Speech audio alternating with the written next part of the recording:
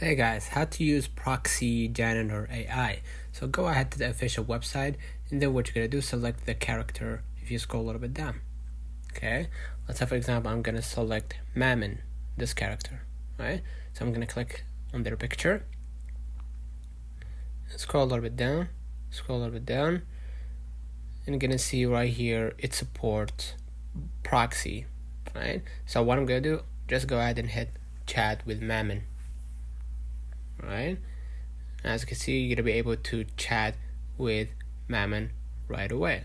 Right, enter here to send chat, enter for line break, alt plus enter for suggestions, right, and then just start using the proxy right here. So let me know in the comments if this video helped you.